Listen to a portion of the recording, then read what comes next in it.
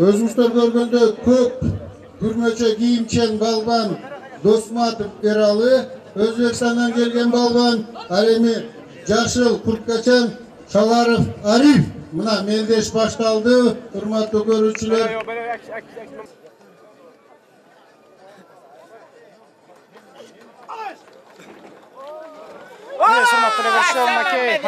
Алыш күрөшү боюнча дагы биринчи бүткүл дүйнөлүк көчмөндөр оюндарынан Өзбекстандык балбан мелдештерде башталды.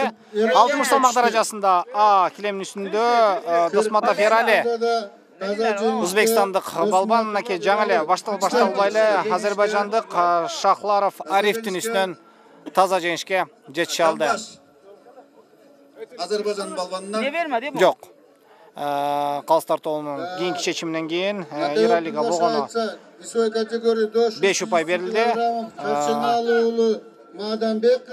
Таштыр өтөлөр, матөрөштөр, кызыл бели курчан бол Досматов Ерали. Өзбекстандын балбаны жана анан атандаш Азербайжандан Шахларов Ариф. Мына ошентип эле, урматтуу көрүүчүлөр, алыш күрөшү боюнча дагы бүткүл дүйнөлүк көчмөндөр оюндарындагы мелдештер башталды. 60 салмак даражасы эң жеңил деген 60 салмак даражасы. Алыш күрөшүнүн эрежелери тууралуу дагы жүрүшүндө кеп кылмакчыбыз. Азыр азербайжандык балбандын аракетин көрүп өттүк.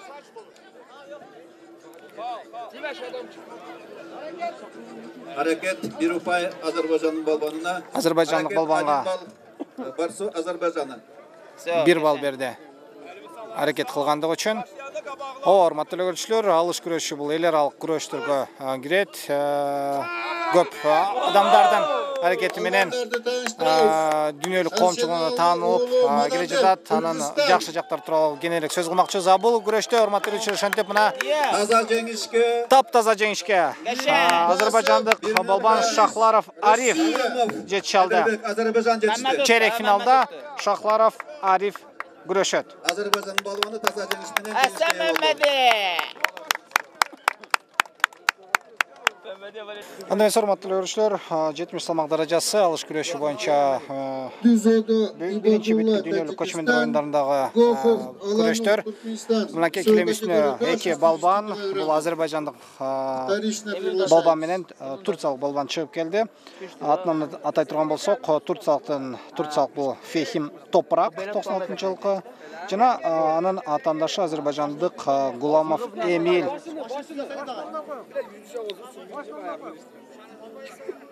Ечептир. Не болсо да мына эки балбан башталды дагы. Дароле. После этой пары приготовится Азербайжандык Ильфак, Россия. балбан таптаза жеңишке жетип отурат. Мынакей турциялык Гуламанов Эмиль. Azerbaycan. Фехим Топрак биринчи беттешин алдырып жиберди. Жыйынтыгында чейрек 8-1 финалга Гулямов Эмиль чыгып отурат. 70 салмак даражасында урматтуу көрүүчүлөр 22 катышуучу бар, 13 мамлекеттен келген 22 балбан күч сынашууда. Бүгүн жана эртең кече чейин созулган кармаштарда жеңүүчүлөр аталмакчы. Биз болсо сиздер менен биринчи айлампада кармаштарды көрүүдөбүз.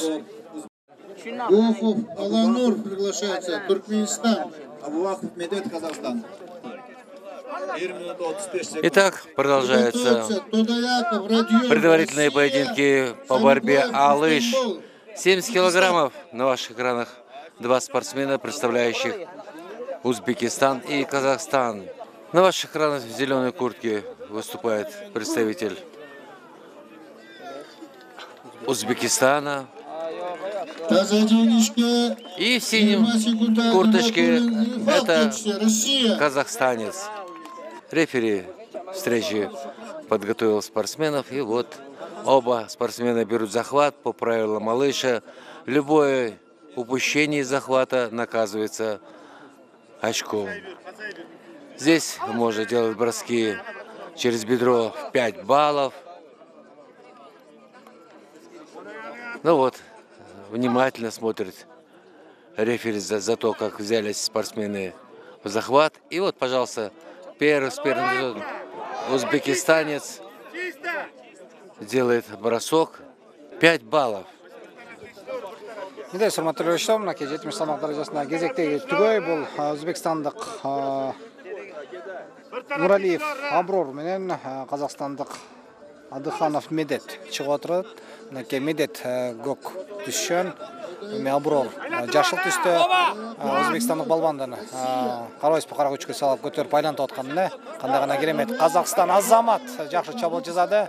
Ким көрөт болот экен? Көк түшөн балбан негизи чабуул жасаган болчу. Дал ошондой 5 балл. Азыр эми казакстандык балбанга берилди. Негизи эле урматтуулар алыш күрөшүндө ушундай эрежелер тууралуу кенен сүйлөшсөк болот. Ага себеп да бар. Эми алыш делер ал деңгээлге алып чыгабыз деп аракет кылып аткандан кийин анын сөзсүз түрдө бирден бир шарты бул эрежелерди илетке келтирүү. Ушундай эрежелердин бири бул 5 упайлык эреже. Бул жан башка чабуу, же болбосо баягы таза жеңишке бир аз жетпей алган чабуулар болот эмеспи? Жакшы чыккан, бирок бир аз жетпей алган. Ошондой чабууларды 5 баллга баалашат, 5 упайга. Жана ошондой эле эгерде аракет кылса, мисалы 2 балбан күрөшүп атып, бирөөсү пассивдүү, бирөөсү активдүү күрөшүп жатса, пассивдүү күрөшүп аткан балбанга эскертүү берилет, дагы аракет кылып аткан балбанга 1 упай берилет. Бул жерде мынакей таптаза жеңиш, казакстандык балбан таптаза жеңишке жетип отурат. 70 салмак даражасында ошентип кезектеги түгөйдүн жеңүүчүсү анык болду. Бул Адыханов Медет. Өзбекстандык балбан үстүнөн таза жеңиш кармап, жыйынтыгында 8ден 1 финалга аттай алды. Весовая категория 70 килограммов, предварительная встреча, где встречаются монгольский спортсмен в синем трико и зеленом трико, представитель Татарстана из России. Вот видите, упорный поединок в Алыше происходит. Очень популярна борьба Алыш, это одна из разновидностей поясной борьбы, которая вообще принята во всем мире. И вот уже Алыш завоевал популярность, проводятся мировые чемпионаты. И вот он включен в программу первых всемирных игр кочевников. И мы вам показываем поединки спортсменов весовой категории до 70 килограммов. И вот поединки монгольского атлета. Он на ваших экранах в синем трико. И его соперник И вот монгольский спортсмен, сделав маленькую подсечку, пытался перевернуть своего соперника. Ну, делается маленькое предупреждение, и 1 балл присваивается монгольскому борцу. Мынакей урматтуулар, өзүңүздөр көргөндөй эле монгол балбан бир аз активдүүлүгүн көрсөтүп, аракет кылып 1 упай өнөй алды. Бул саам кимге берилет болот экен? Эч кимге жок. Эми эскертүү бергенине байланыштуу ошентип Татарстандык балбанга эскертүү берилди. Ошого байланыштуу мына Эрикбая азыр упайлар боюнча алды да көк кийимчен монгол балбан карап турмакчыбыз. Өзүнүн активдүүлүгүн көрсөтүп турат. Мынакей кармаган жеринен карап турсаңыздар. Ары тартып, бери тартып, бирок мына Татарстандык балбанда бекер жеринен жөнбөй болсо керектир. Аз гана 2 балбандын тең мүмкүнчүлүктөрү бир бойдон калууда. Кимиси жыгат болот экен, жана кимиси жыгылат болот экен, карап турмакчыбыз. Кезектеги контр чабуулга өткөн монгол балбаны мына жыйынтыгында партердин алдында калды. Түшүнүксүз болуп калды урматтуулар. Биринчи калыстар аракет үчүн 1 упайды Татарстандык балбанга кыйгарган, бирок андан кийин эле Татарстандык балбандан алып салып, ал упайды кайрадан монгол балбанына беришүүдө. Эмне болсо да азыр чечилмекчи.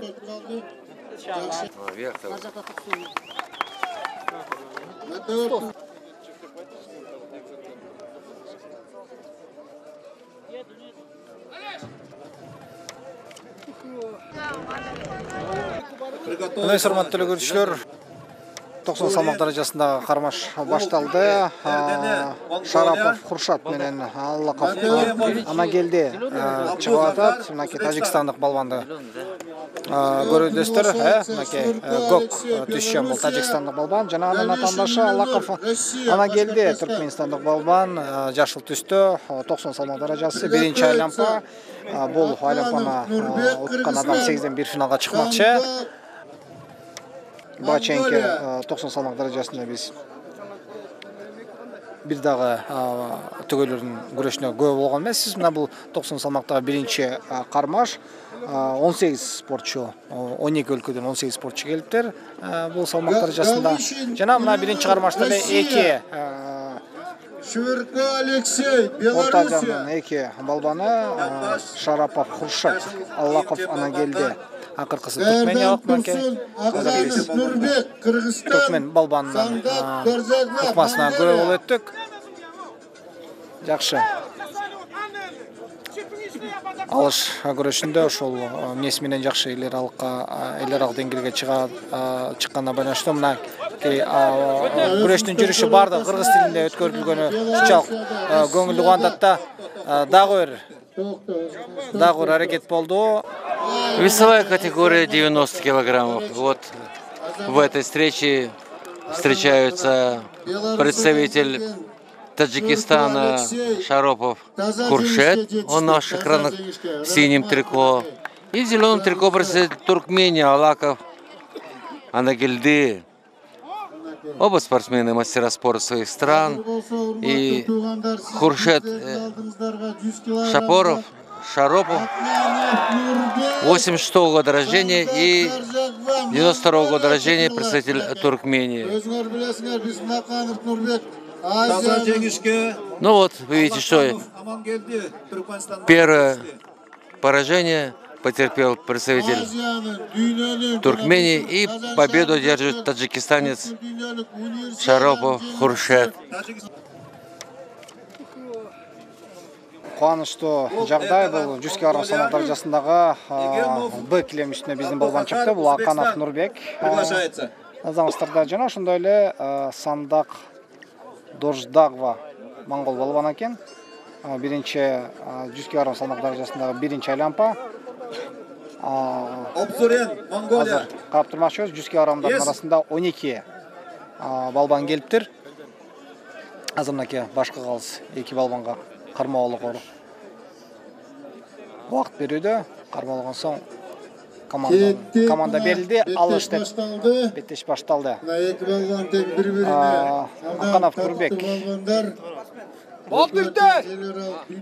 Чемпионаттарда өзүнүн салмагында алыш күрөшү боюнча алдыңкы болгон саналат. Эң эле алдыңкысы болсо, алыш күрөшүнө кызыккан көп балбандарга эсеңиздер керектир. Мынакей Нурбек беттеш башталбай эле монгол балбанын үстүнөн таптаза жеңиш кармап, жыйынтыгында 100 кг салмак даражасындагы өзүнүн чейрек финалга болгон жолун ачып алды. Баракелди. Таза жеңишке Аканов Нурбек жетишти, Кыргызстан. Ну а здесь продолжается схватка весовой категории 90 килограммов, где сошлись в синем трико представитель Монголии, Болт Эрдене и представитель Узбекистана, выступающий в синем трико, Егамов Абдукахор.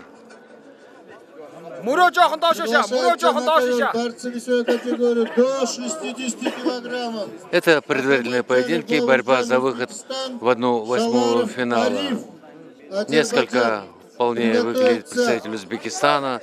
Вы видите по его вороту, он в зеленом трико, и кайма, и ворот у них обозначает флаг Узбекистана. Ну, силен монгольский борец. Это идущий спортсмен Монголии по борьбе на поясах.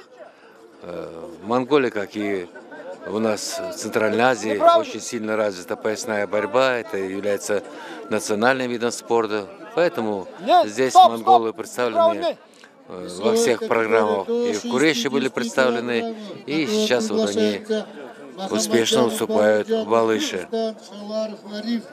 Недей сурматтуу мынакей 90 салмак даражасында акыркы жоп биринчи айланпадагы бул килем үстүндө монгол балбаны Отсурен Болт Эрдене менен Өзбекстандык Егамов Абдукахор аттуу балбан чыгып отурат. Мынакей көк түшкөн бул монгол балбаны Болт Эрдене жана Егамов Абдукахор, өзбекстандық балуан, жаш ұлт мінекей. Азыр ескерту берілді. Табло посмотри. Оценка неправильный. Өзбекстандық балуанға бел құрды турамес қармағандығы үшін. Қайрадан да күреш улануда. Алыштың жүріш туралы айта тұрған болса, урматтуу учур абдан бир керемет кармаштар жүрүүдө. Эгерде биринчи эле айланпалар ушунчалык кызыктуу жүрө турган болсо, билбейм, кийинки финалдык бөлүктөргө келгенде кандай күрөштөр көбөй болосуз. Абдан жакшы. Дагы жолу кайталанып өтөйүн, урматтуу көрүүчүлөр. Балбандар бизге мүмкүнчүлүк берип атат. Дагы мына эми алыш күрөшү эл аралык деңгээлге чыкканын биз көрүп турабыз. Ничендеген гана өлкөлөрдөн келип ушул кыргыз күрөшү болгон алыш күрөшүнө катышып, ошонун эрежесин өздөрүнө сиңиришип, ошонун эрежеси менен күрөшүп атышат. Эң бир айтып жадап айтпашым керек, эң бир кубандырганы ушул кулакты сүйүндүргөнү, ушул бардык ыкмалар, бардык командалар ошо кыргыз тилинде жүргүзүлүп жатканы дагы кубанычтуу. Мисалы караңыздарчы, токто, алыш деп баягы күрөшүп башла деген сөздү команда бериш үчүн баштагыла деген сөздү, алыш деп айтып, токтогула, эскертүү деп, жамбаш деп. Бунун бардыгы албетте кыргыз тилинин, кыргыз маданиятынын баягы аз да болсо эл аралык деңгээлге чыгып жатканынан кабар берип болуш керек. Аны эмесе бел куруларды кайрадан байлашты. Эки балбанга тең жана берилген 4 мүнөт ичинде Моңгол балбаны же өзбек балбаны кимиси күчтүү болот бекен карап турмакчыбыз. Салмак даражасы 90. Бул жерде 18 балбан бар. 11 мамлекеттен Макешев Кубаныч аттуу биздин балбаныбыз дагы бул жерде чыгат. Ал азербайжандык Жавадов Высалга каршы чыкмакчы. Ага чейин көп күрөштөр көп болот. Мына ошондой күрөштөрдүн биринде Моңгол балбаны Эцурен Болтердени Өзбекстандык Игамов Абдухахордун үстүнөн таптаза жеңиш кармап кийинки айланпага чыгып келди. И вся категория плюс 100 килограммов. На ковре сейчас сойдутся представитель Кыргызстана Асылбек Халматов. Он выступает на ваших экранах в зеленом трико. И Айдос Кайлубаев, представитель Казахстана, он выступает в синем трико. Напомню, это самые тяжелые борцы по борьбе алыш. И вот в первом круге встретились представители Кыргызстана и Казахстана. Формула поединка 4 минуты. За самый лучший прием, это бросок через бедро, оценивается 5 баллов. Ну, пытался сейчас в захвате Асылбек Халматов сделать бросок через себя.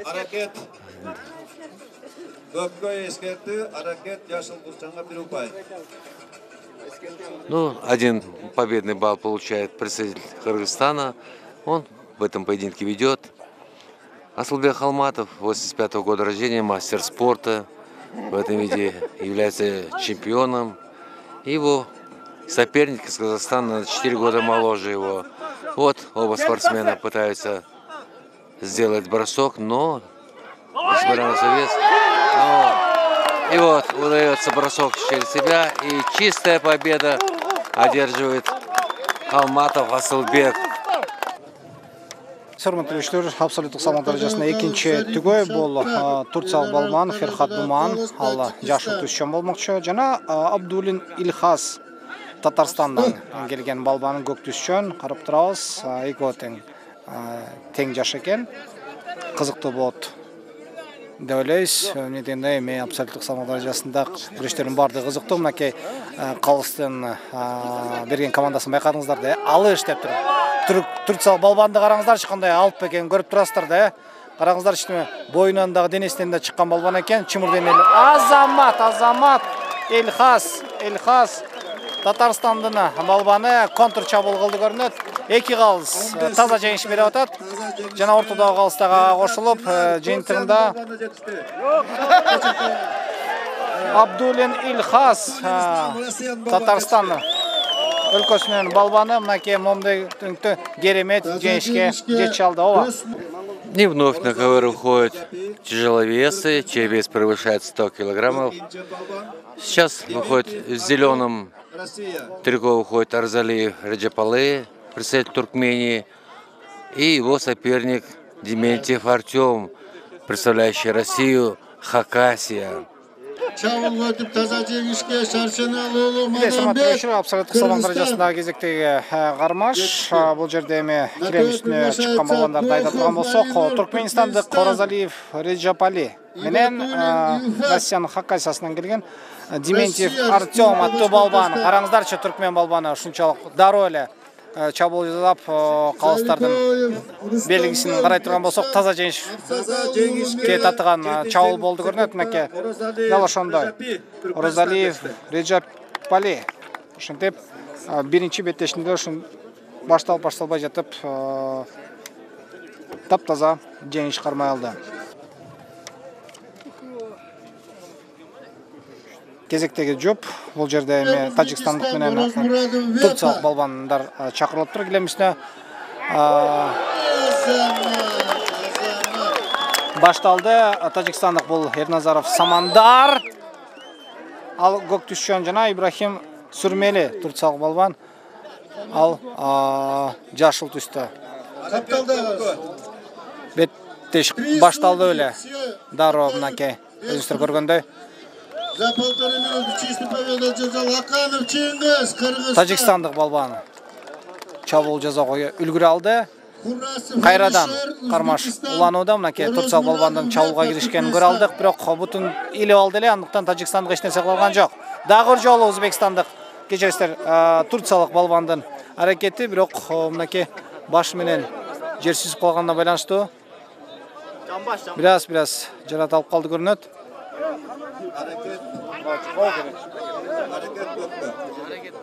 Эрназаров Самандар тажикстандык балбан, мынакей көк түшчөн. Ал эми турциялык Ибрагим Сүрмели мынакей жашыл түшчөн. Дагы жолу тажикстандык балбандын аракети, көтөрүп кетейин деп аракет кылган, андыктан көтөрүп кете алган жок. Аракет тажикстандык балбанга 1 упай берилди. Продолжаются поединки супертяжеловесов. На ваших экранах выступает Эрназаров Самандар, представляющий Таджикистан. Он в зеленой форме у вас выступает. И его соперник, представляющий Турцию, в синем трико, Ибрахим Сүрмели. Сүрмели очень давно известный борец, он 73-го года рождения. А его соперник из Таджикистана на 11 лет моложе. Он 84-го года рождения. Я напомню, уважаемые друзья, что это борьба лыж, которая включена в программу первых всемирных игр кочевников. Эти игры проходят в городе Чолпан-Ата, в Кыргызстане, на берегу лучезарного озера Цикуль. И вот вы видите ковер. 2 ковра высланы в культурном центре Рух-Ордо, и проходят поединки сразу в 2 весовых категориях. Борьба лыж. Ну вот происходит, видите, как вытянул представитель Турции и получает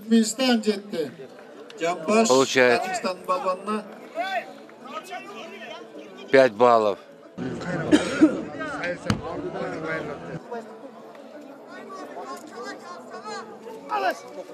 И вновь дается команда в борьбе.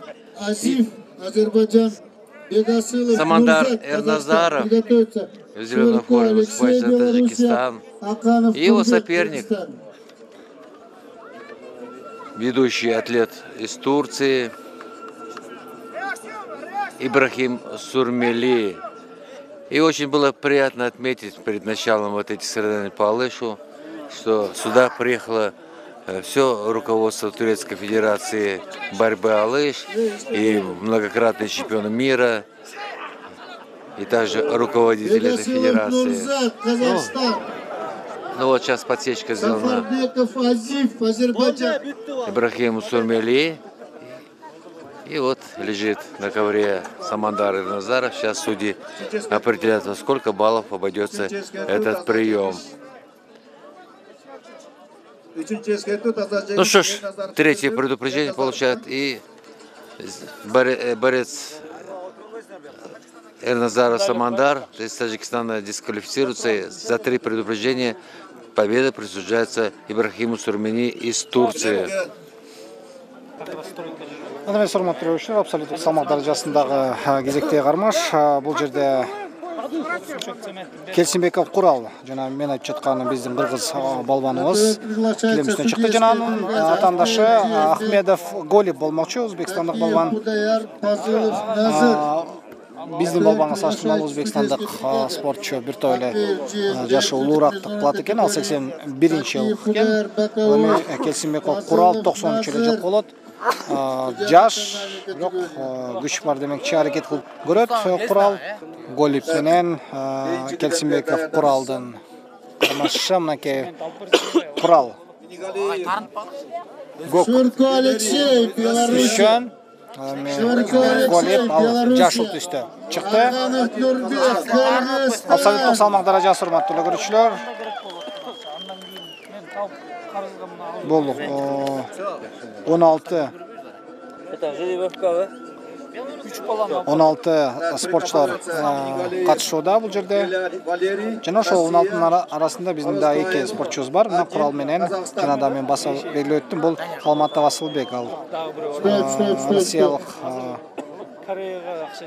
Абдулин Илхаз менен чейрек финалда бет келишет. Эгерде Курал бул бетешти тута турган болсо, ал чейрек финалда турциялык болбан Ибрахим Сурмелиге каршы турат.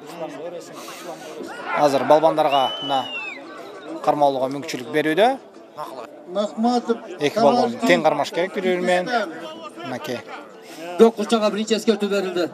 Суз күрөшкөндүгү үчүн Алыш деп команда берилди да жана башталды урматтуу көрүүчүлөр. Ахмедов Голип абсолюттук салмак даражасында биздин балбан Келсинбеков Куралга каршы турууда. Аракет упайы жашы Курчанга. Шестая пара весовой категории плюс 100 килограммов, где встречается в зеленом трико Ахмедов Голип, представляющий Узбекистан, и в синем трико наш кыргызстанец Курал Келсинбеков. Вот пытался провести прием наш борец, но выдержал натиск узбекистанец, и оба спортсмена покинули пределы ковра, и вот вновь рефери начинает борьбу со стойки в центре. Но я напомню, уважаемые друзья, что вот захват, взявший захват, его нельзя выпускать. Если ты опускаешь хотя бы одну руку, то ты наказываешься штрафным баллом. Если ты делаешь бросок через бедро, по-кыргызски называется джамбаш, то ты получаешь 5 баллов.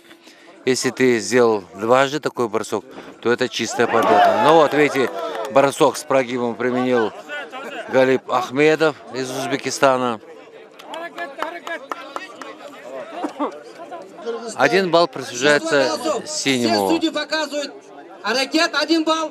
Борцу с синим поясом. Ну, вы все прекрасно это слышали. Итак, борец Кыргызстана получает 1 балл. И поединок продолжается. 4 минуты отводятся для выявления победителя в этой схватке. И вот сейчас судья строго следит за тем, как берут в захват пояса оба соперника. Пояс должен быть в свободном состоянии. От узла до живота это в 2 захвата должно быть свобода. Свобода пояса. И вот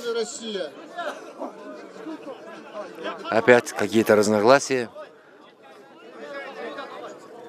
Напомню, что в этой весовой категории плюс 100 килограммов соревнуются 16 человек. 16 человек. Ведение представителя сборной команды Узбекистана. Ну вот видите. Сборной команды Узбекистана объявляется второе предупреждение. Эскерту. И 2 балла борцу с синим поясом. Ну вот, видите, за то, что нетактичное поведение представителя узбекской команды, судьи сделали предупреждение Искерту, и 2 балла присуждаются борцу в синее трико, то есть Уралу Келсинбекову из Кыргызстана. Hurmatly көрүүчүлөр, алыш күрөшү боюнча азырда эрежелер бардыгына баягы түшүндүрүлүп жеткириле экени көрүнүп турду. Же болбосо түшүндүрүлсө дагы баягы келген спортчулардын эрежелери тууралуу түшүнүүгө бир аз тайкык экенин да көрө алдык. Мынакей өзбекстандык балбан жаңы эле ооба аракет кылган, бирок алыш күрөшүнүн эрежесине ылайык ошол аракет кылсаң дагы, эгерде сенин денең жерге биринчи болуп тие турган болсо, сөзсүз түрдө сенин атаандашыңа упай ыйгарларын эстен чыгарбаш керек. Мынакей дагы бир жолу өзбекстандык балбан аракет кылган, андыктан биринчи болуп анын денеси жерге тиеп атат. Жыйынтыгында дагы бир жолу Курду койгондугу үчүн экинчи эскертүү көк балбанга. Аракет жашыл курча балбанга. Дагы бир жолу аракет Өзбекстан балбанына берилип атат. Ахмедов Голип. Жана биздин балбанды тааныштырып кетсек, бул Келсинбеков Куралга жаңы курду кой берип жүргөндүгү үчүн дагы эскертүү беришти. Алыш күрөшүнүн өзгөчөлүктөрүн бири, урматтуу көрүүчүлөр, ошол балбандар күрөшүп жаткан учурда сөзсүз түрдө курду кой бербеш керек. Эгерде бели курду кой берип жүрө турган болсоң, анда күрөш эч качан эскерилбейт. Мына бул саамдагы карап тургандай, мындай өзбекстандык балбан биринчи болуп далысы жерге тийип калды. Ооба, ыкма анык болчу, аракетти ал кылган. Азыр эми калыстарды карап туруш керек.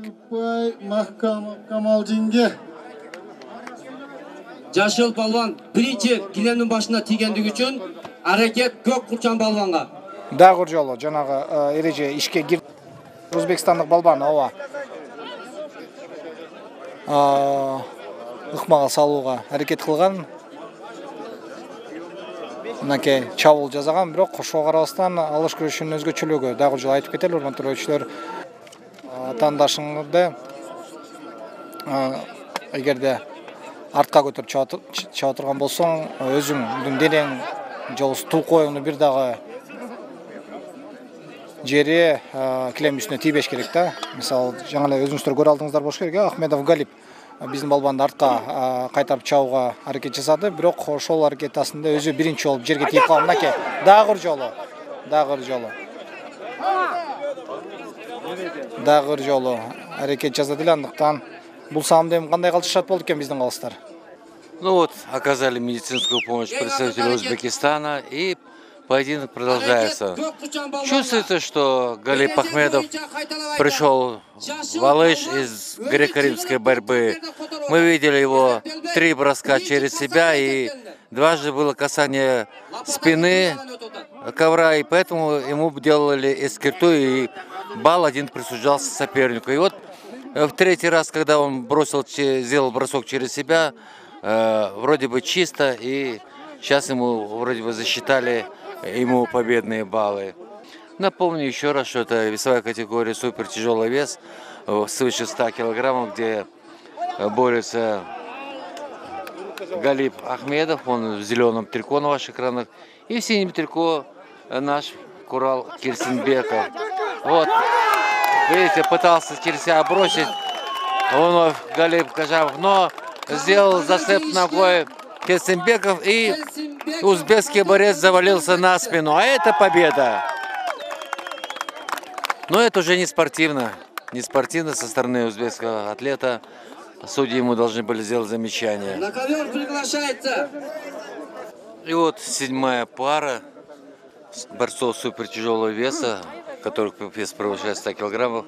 В этой паре встречаются представители России из Татарстана. Валерий Минигалиев, он в синем трико на ваших экранах, в зеленом трико на ваших экранах. И в синем трико выступает Адил Аразбаев, представитель Казахстана. Оба спортсмены молодые, Валерию Минигалиеву 20 лет, его соперник из Казахстана на год моложе, ему 19 лет. И вот они, лидеры своих стран, представляют каждую свою страну на этих соревнованиях. Я напомню, что это первые всемирные игры кочевников, которые проходят в Чолпан-Ате. в нашем родном Кыргызстане. И вот прекрасная погода, солнечная, очень много зрителей пришло.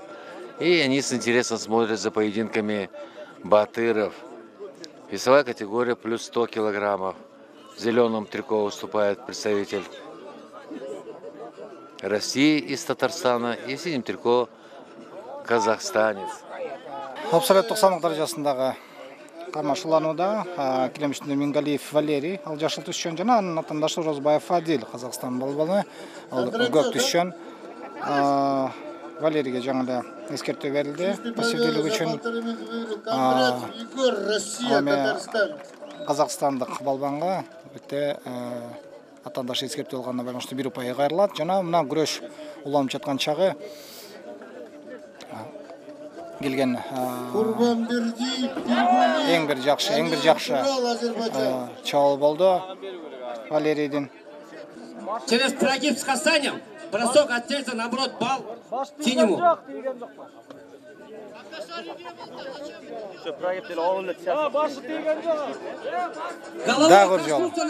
Дагы жол жана талаш ортого чыгып атат. Урматтуу көрүүчүлөр, алыш күрөшүнүн өзгөчөлүгү ушул бардыгына жакшы түшүнүлүп алса керек. Башка күрөш түрлөрүнүн бардыгында эгерде адам чабуул кылып туруп өзүнүн артына кайтара көтөрүп чабат эмес ошондойду деген балбандагы көтөрүп баратып биринчи болуп жерге кулап турган атандашын кылып атат го. Ошол биринчи кулагандыгы үчүн ошол чабуул жасаган адамга эскертүү берилип, тескерисинче чабуулуп бара жаткан атандашына упай ыйгарып коюп атышат. Мынакей ушул жери көп көрөрмандарга жана ошондой эле адистерге түшүнүксүз болуп калып атат. Дагы бир жолу жерге тийип калды көрүнөт.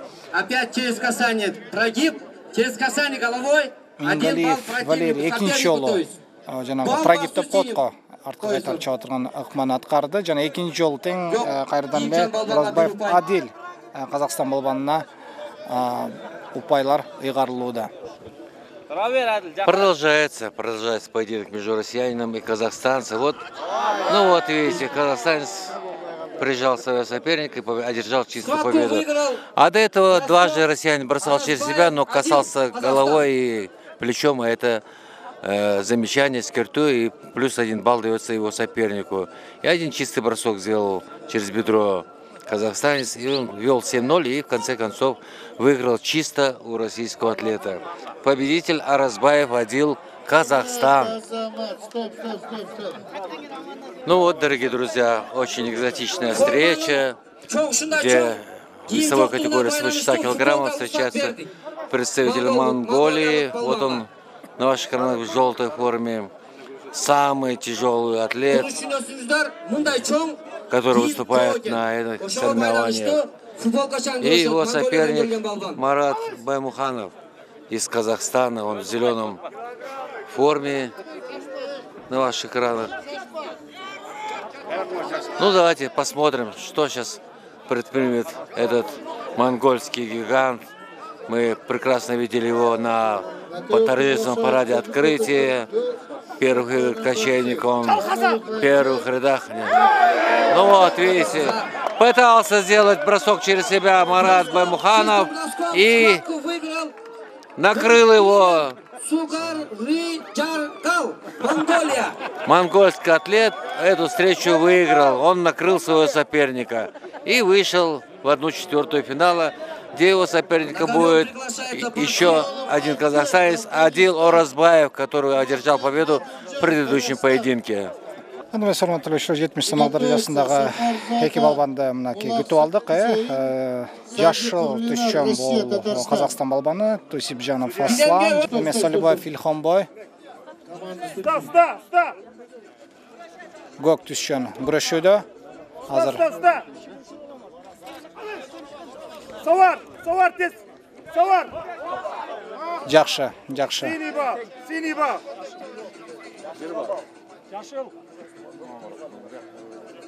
Ортада қалсын. Жамбаш балчу синий пояс в футболке. Зеленый, казахстанскую борцу Жамбаш. Ста.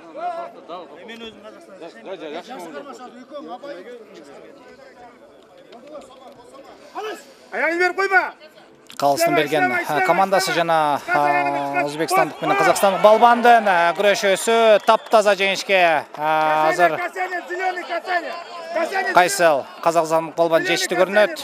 Дал ошондой. Бирок арбастан мынакей Өзбекстандык балбандын баштыруучусу Казакстандык балбандын ыкман аткарууда биринчи жолу жерге тигендигин айтууда.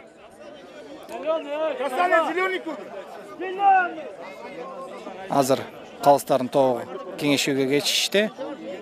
Видите, продолжение встречи Тусерханова Аслана, из представителя Казахстана. Он на ваших экранах в зеленом трико. И в синем трико выступает представитель Узбекистана Ильхом Салибов. Вот. Предупреждение борцу Казахстана. Первое предупреждение и бал борцу с синим поясом, борцу Узбекистана. Ну, вы видели, что борец из Казахстана сделал бросок через бедро, но было касание, и сейчас ему объявляется замечание. Он бросок через себя делал, касание было головы ковра, и сейчас 1 балл присуждается борцу в синем трико узбекскому атлету. И вот он взял захват, пытался поднять, ну вот, бросает, я думаю, 1 балл. Экинчи эскертүү Казакстандык балбанга турду кое бергендиги үчүн Жамбаш Көккө. И вновь продолжается поединок, очень спорный, очень интересный, захватывающий. Никто не хочет просто так уступать в этом поединке. Напомню еще раз, что это 70 килограммов, 1/8 финала. И вот казахстанец в зеленом трико. И чистым броском выигрывает эту схватку Аслан Тусерханов, Казахстан. Осталась минута. Аны мен сурматтуу көрүүчүлөр, 70 салмак даражасындагы кийинки кармаш болсам килемишине биздин балбаныбыз чыгып келе жатат. Кочкоров Мырзабек көк түшчү мынакей жана анын атаандашы тажикстандык балбан болот Мустафакулов Мусурманкул. Мырзабек үчүн бул биринчи кармаш. Бул оюндарда 8ден 1 финал, эгерде бул кармашты утула турган болсо ал черек финалга чыгат дагы. Черек финалда ал Тусипжанов Аслан аттуу казакстандык балбанга каршы турмакчы. Кетти урматтуу көрүүчүлөр, алыш командасы берилди. Мырзабек көк түшчөн, тажикстандык балбан Мусурманкул жашыл кийиминен чыгууда. Мынакей кезектеги берилген команда Мырзабек жакшы эле жигерде баштаган сайт. Мынакей эки балбан тең бирин ушунчалык май тарылбаган эрктерин көрсөтүшүп аракет кылып атканын көрүп турасыздар. Экөө тең оң тараптуу балбандар экен. Мамазакиров Кайрат 6-5. Мырзабектин салмак даражасы 70 килограмм. Бул салмак даражасында барекелде, урматтуу көрүүчүлөр, барекелде.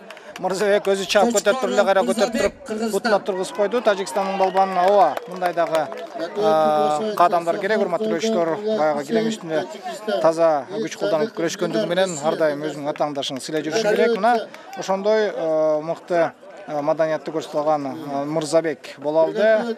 Барекелде. Тажикстандык балбан үстүн таптаза жеңиш кармап, замат деле черек финалга чыгып келди. Ну вот, дорогие друзья, третья пара 1/8 финала, 70 килограммов весовая категория, где встретится представитель России Ильнур Арсланов, он на ваших экранах в зеленой форме, и его соперник Сапар Алимбек из Афганистана, он в синей форме. Вот он берет захват хорошо россиянина, пытается взять, но тот делает зацеп и бросает. Великолепный бросок. Сапар, видите, взял соперника, захват хороший, крутил вокруг себя и потом чисто на туше бросил своего соперника на ковер. Чистая победа. Анда эмесе 70 салмак даражасында кезектеги түгөйлөр бул эми Россия Федерациясынан келген балбандар экен. Бирөөсү Башкортостандан, бирөө Татарстандан, эми коңшулаш республикалары. Атап айтсак, Башкортостандык балбан бул жашыл формачан, ал эми анын атаандаш Татарстандык Лукманов Шамиль, Гок формачан күрөшөт. Башкортостандык балбандын аты бул Мурсалов Фарид, 93 жылкы 21 жаштагы балбан. Ал эми Шамиль болсо 22 жаштагы спортчу. Карап турабыз. Татарстан менен Башкортостандын күрөшү кандай болуп болду экен? Бул биринчи айлампа. Бул беттеш туткан спортчу чейрек финалга чыгат. Жана чейрек финалда афганистандык Сапаров Алимбек каршы турмакчы. Татарстандык балбандын чабуулу өтүп кете жаздады. Андыктан жамбашка салайын деген аракети оңунан чыккан жок. Продолжается поединок между двумя россиянами. И вот видите, представитель Башкортостана Мурсалов Фарид сделал хороший бросок. И вот россиянину из Татарстана немножко стало плохо. Сейчас ему окажут медицинскую помощь. А я напомню, что это 1/8 финала весовой категории 70 килограммов.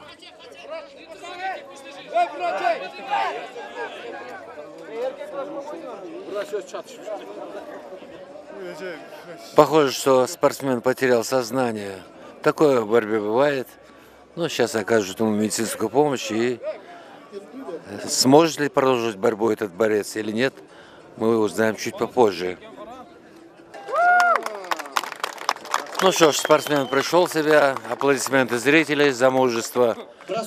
И вот чистую победу в этой встрече победу одержал спортсмен из Башкирии Мурсалов Фарид. И он проходит в 1/4 финала. 70 салмак даражасы өтүлүүчү уланууда. Килем үстүндө түркмөнстандык менен өзбекстандык балбандардын беттешүүсү. Жаш улут үчүн бул түркмендик балбан Аннат Алаков Хангелди жана өзбекстандык балбандын аты бул Усманов Бактиор. 95 жылкы туулган спортчу. Ал көк түшчө мынакей өзбекстандык балбанда жакшы ажыратып биле алдык көрүнөт. Дагы жолу аракет көрдү. Түркмөнстандык балбан биринчи эле кармаганда силик көргөн. Экинчи силиккени Алаков Хангелди ийгиликтүү чыгып өзүнүн атаандашынын үстүнөн таптаза жеңиш кармап отурат. Жеңишке Аллахов Хангелди Түркменстан жетишти. На ковер вызывается Саламов Мамеди, Азербайджан, Сергеев Александр.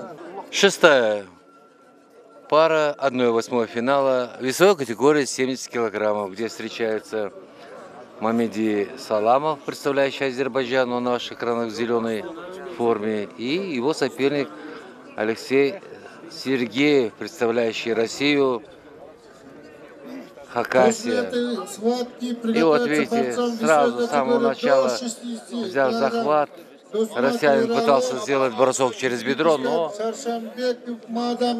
не получилось. И вновь соперники сходятся в центре ковра. И сейчас они продолжат этот поединок. Напомню, что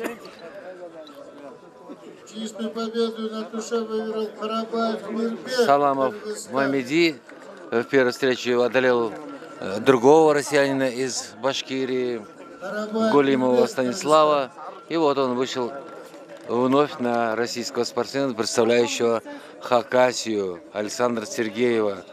Он выступает на ваших экранах в синей форме. Саламов Мамеди, представитель Азербайджана. Дусматов Ирали, Он несколько пониже ростом своего соперника, но великолепно он проявил себя в первом поединке. И мы удостоились, что это очень сильный борец. В этой весовой категории выступает 22 участника, представляющие 13 стран. И вот это шестая пара 1/8 финала. Вы знаете, что в 1/8 финала 8 пар, то есть 16 участников. И вот продолжается поединок, поражение. Никак не удается чисто выполнить прием никому из соперников.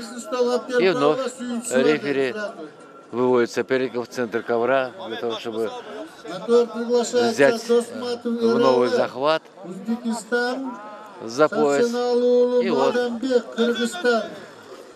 сделав подножку, пытался Ибатуллин азербайджанец.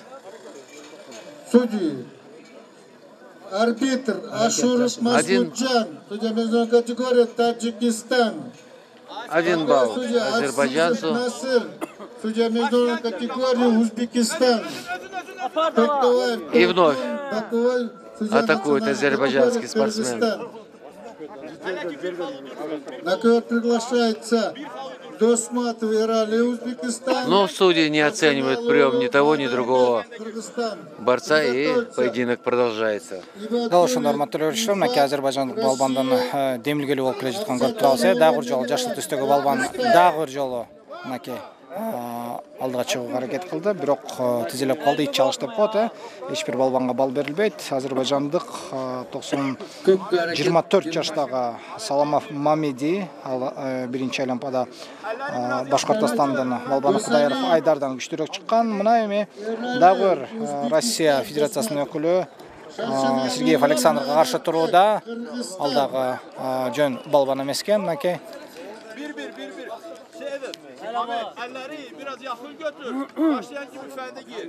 Чабуулду көбүн эсе азербайжандык балбан баштатканын көрүп турабыз. Эки балбан азыр кармашып туруп күрөштү башташ керек. Бир-бир эсеби. Бир-бир эсеби. Дагы бир жолу. Эскертүү берилет болуш керек. Азыр жок. Эки балбан тең активдүү. А бул болсо таптаза жеңил болуп болуш керек. Жок, таза жеңиш жок. 5 балл берип атышат. Баракелде. Эки калыш таза жеңиш берди. Бир калыш. Россия. 5 упайлык. Абсатарулу Мирлан, Кыргызстан. Укмага баалады. Ошентип көпчүлүктүн чечими менен Саламов Мамеди чейрек финалга чыгып отурат. Ал жерде Түркменстандык балбанга каршы турмакчы. Состоится взвешивание и мандатной комиссии. Кандай урматтуу көрүүчүлөр, кезектеги кармаш 70 салмак даражасындагы дагы бир азербайжандык балбан. Азербайжандык балбандар көп келишти 70 салмакта. Бул жерде негизинен эле 22 спортчу келип катышып атканын айтып өтөлү, урматтуу көрүүчүлөр. 13 мамлекеттен жашыл түшчөн килемдин үстүнө чыккан балбан бул. Биз айтып жаткан Азербайжандын өкүлү Гулямов Эмиль жана казакстандык Адыханов Медет ал көк түшчөн күрөшмөкчү. Мынакей эки балбан бири-бирине татыктуу кармаш жүргүзүшүүдө. Жамбашка сала турган болгон аракети. Бирок жамбашка түшүп калбоо аракетасында азербайжандык буралып кетти эле. Аз жерден ортодогу калысты нары кылып жүрө жаздашты. Жамбаш баштуу зеленый футболке. Жашыл балбанга жамбаш ыкмасы берилет. 5-0 удурса. Жакшы. Энсурбек агаңдар урматтуу көрүүчүлөр, мынакей Нормальный захват возьмите. алыш күрөшүнүн дагы бир эрежесин түшүндүрүп кетели. Казак балбаны демилгелүү болуп жамбашка салуу ыкмасын аткарган. Андыктан ошол эле учурда азербайжандык тың чыгып, айланып кетип барып калып өзүнүн атаандашын мына жака ыргыткандыгына байланыштуу жамбаш балл берилип атат. Ал 5 упайга бааланат. Дагы да болсо кармаш уланды. Жанагындай эле акыл болуп калды көрүнөт. Азербайжандык булсам жамбашка салууга аракет кылды. Таза басты көрүнөт, Аракет упай көк түстүү балбан казакстандык Адыханов Медетке берилүүдө. Ал 1 упайга бааланат. Ошондо 5-1 эсеби. Азыр оюн тактасында азербайжандык абдан күчтүү экенин көрүп турасыздар, урматтуу көрүүчүлөр. Мынакей кайсы жер болбосун, кайсы учур болбосун биринчи баштоого аракет кылды. Дагы бир жолу бутун салып билдели. Андыктан казакстандык балбан Азамат биринчи болуп азербайжандык балбан башы килемдин үстүнө тийди. Дагы бир жолу аракет баллы казакстандык балбанга 5-2. Продолжается 7-я пара 1/8 финала 70 килограммов. Здесь встречается представитель Азербайджана Гуламов Эмиль. Он на ваших экранах в зеленой форме. И в синей форме выступает Медет Абулханов, представитель Казахстана. В начале схватки азербайджанцу удался один бросок через бедро, который ценили судьи 5 баллов. И вот затем 3 победных балла смог заработать Абулханов Медет. И сейчас до окончания схватки остается... Зеленой футболке за упор рукой об живот. Ну вот, вы слышали за упор рукой в живот. Предупреждение Эмилу Гуламову. Счет становится таким образом 5-4, пока впереди азербайджанский борец. 22 участника в этой весовой категории, это самая многочисленная категория, участвовала в этих состязаниях. И в начале прошли поединки 1/16 финала, было составлено 3 поединка. 16 сильнейших борцов составили 1/8 финала. И вот видите, захват делает азербайджанец, но неудачно выполнил этот прием. И как оценит этот прием судьи? Судьи совещаются, и вновь в центре сходятся. Без оценки прошло это действие. Первым головой коснулся борец в зеленой футболке, поэтому балл, Аракет борцу в синей футболке. Счет. Ну, вы слышали, что борец коснулся и в зеленой форме коснулся ковра при выполнении приема, и поэтому Аракет делается в пользу его соперника 1 очко. Аракет.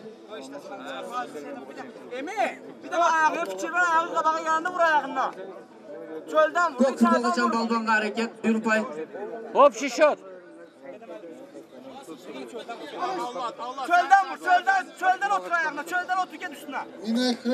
Еще 1 балл дается спортсмену из Казахстана. Ну вот, поэтому приходится активно действовать азербайджанского атлета.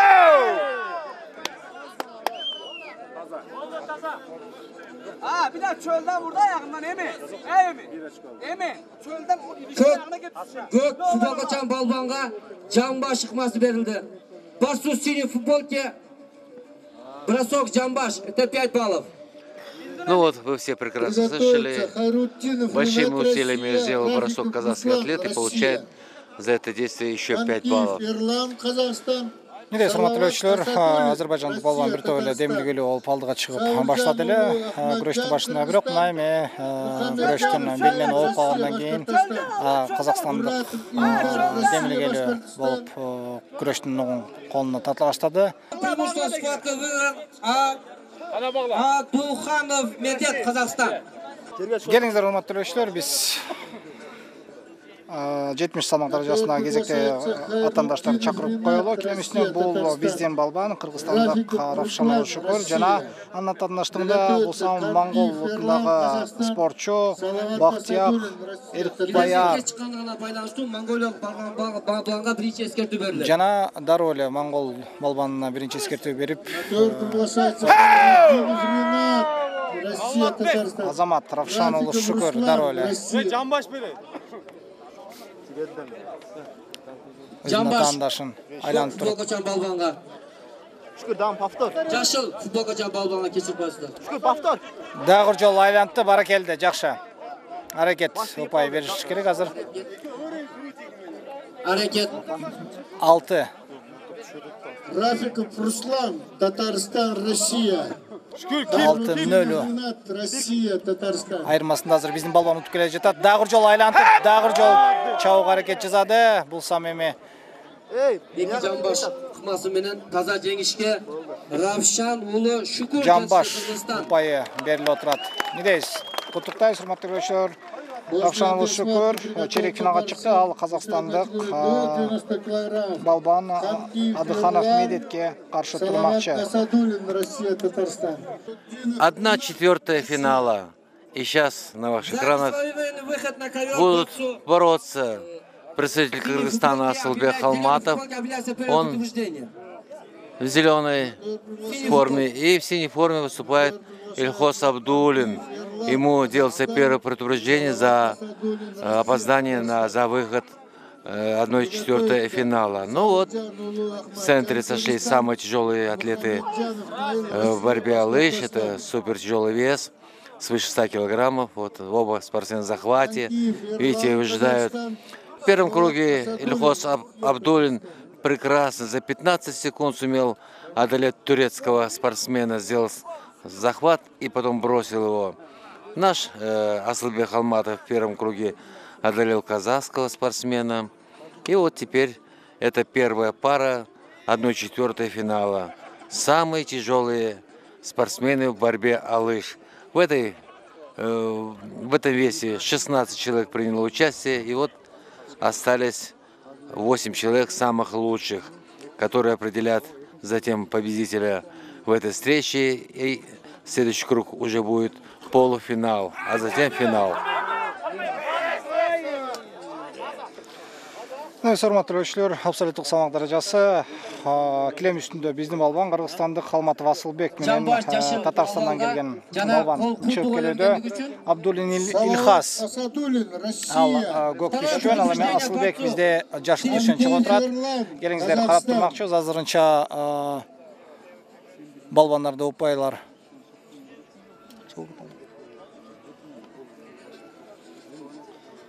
Жоқ қойса, бірақ ошондо дагы жашыл түшкөн балбанга жаңыле Асылбекке аракет үчүн бир упай ыйгарганын биз көрө алдык. Дагы да болсо күрөш уланууда. Мынакей Асылбек буга чейин Казакстандык өзүнүн атаандашы Канлабаев Айдостун күчтүүрөөк чыгалган.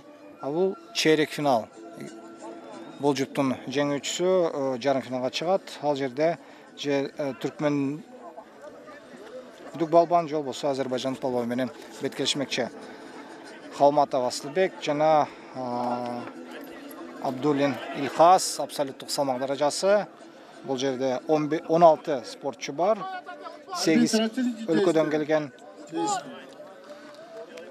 Кыргызстандык балбандар тууралуу айта турган болсок, бул салмак даражасына катышып жаткан бол дагы бир Келсинбеков Курал, ал Өзбекстандык Ахмедов Голиптен күчтүү чыгып чейрек финалга чыга алган. Казахстан. Выиграл Халматов Асылбек, Кыргызстан. Биздин балбандын аракети күч чыкты. Урматтуу көрөрмандар, куттуктаймын. Абсолюттук салмак даражасында жарым финалга чыккан биринчи болуп кыргыз балбаны болду. Халматов Асылбек. Абдулин Ильхас үстүнөн жеңиш кармап, жарым финалга чыккан биринчи спортчу. Эндебесе кийинки абсолюттук салмак даражасына кийинки жуп Түркменстандык балбан менен Азербайжандык балбан килем үстүнө чыгып келди. Өзүңүздөр көрө алгандыгыңыздай мынакей Түркменстандык балбан ал жашыл түшкөн. Ал Азербайжандык Ахмедов Амираслан ал көк түшкөн чыкты. Дал ушул эки спортчунун бирөөсү менен биздин Халматов Асылбек жарым финалда күрөшмөкчү. Түркмендик балбан абдан бойлуудагы денелүү да чыгыптыр. Өзүнүн салмак даражасында дароо эле байкалат. Өзгөчөлөнүп. Бул жерде да бир монголдук балбан бар экен дагы эскертип коелу. Мынакей өзүнүн салмагы менен Аразалиев басып жыгылган Режепали, Түркменистан. Аразалиев Режепали, Түркменстандык балбан жыйынтыгында биздин Асылбек Халматовга каршы жарым финалда каршы турмакчы. Урматтуу көрүүчүлөр, Асылбекке чоң бир балбан келе жатат. Жарым финалда кызуу кармаш болот. Кандай урматтуу көрүүчүлөр, дагы бир жолу жүзгө арандан жогоркулардын арасында кармаш. Турциялык Ибрахим Сурмели ал жашыл түшкөн. Жана биздин жигитибиз Келсинбеков Курал 1990-жылкы 24 жаштагы Куралдын экинчи кармашы, ал биринчи кармашында Ахмедов Голиптен күчтүүрөөк чыгалган. Мына булса мына чейрек финалда турциялык мыкты деген балбанга каршы чыгууда чалыш. Таза жеңиш.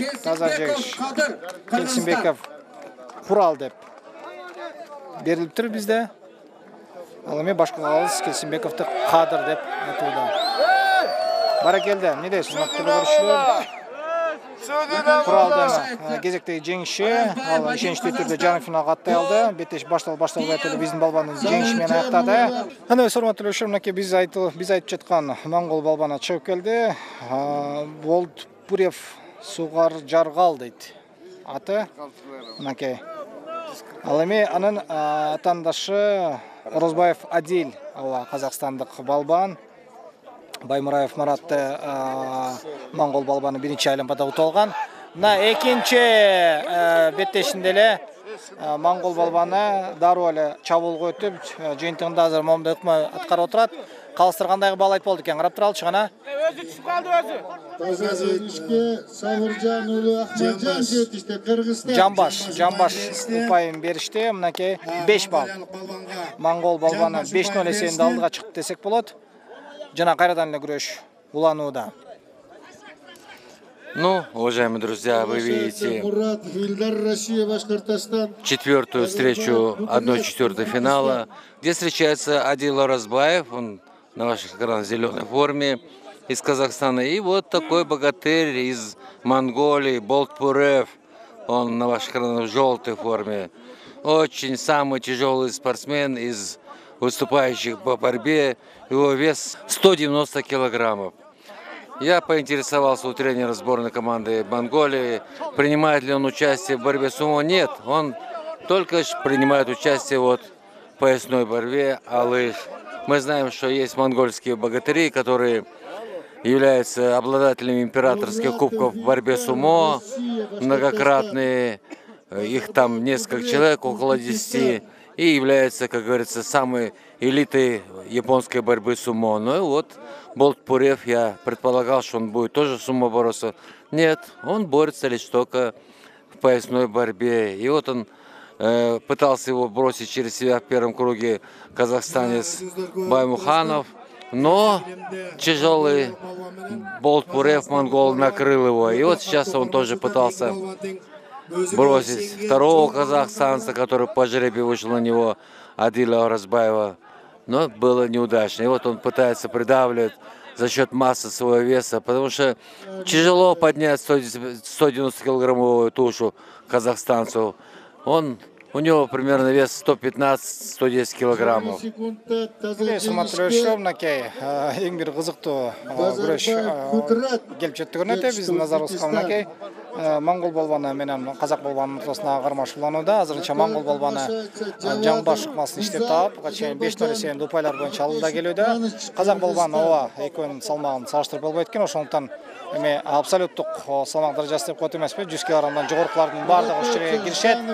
Бул жерде мына чабуул жасоого аракет кылган казак балбаны контур чабуулга түшүп калды дагы. Жыйынтыгында моңгол балбан урматтуу көрүүчүлөр биздин кыргыз жигитибиз Келсинбеков Куралга каршы чыкмакчы. Бул албетте жарым финалда болуп өтөт. Эмне урматтуу көрүүчүлөр, көрүп турасыздар, Курал менен моңгол балбанын салыштырып болбойт. Не болсо дагы Курал үчүн колубузду бек кармап, жан өрөп турмакчыбыз. Эми урматтуу көрүүчүлөр, 70 салмак даражасындагы кармаш чейрек финалдык күрөш болмокчу. Бул жерде килем үстүндө биздин жигитибиз көк түшчөн ал Кочкоров Мырзабек жана анын атаандаштарында казакстандык балбан Тусипханов Аслан. Экөө тең алдыңкы кармаштарын утуп алышкан.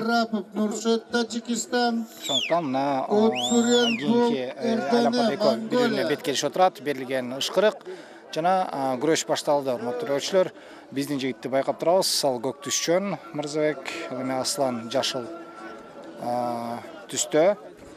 Ал биринчи кармашта Сөлбаев Лимбойду утулган өзбекстандык балбан. Эми Мырзабек болсо тажикстандык Мустафа Кулов Музурманкулдан күчтүү чыккан эле. Жакшы, бутты илип алды, бирок ошого карабастан эми Мырзабекке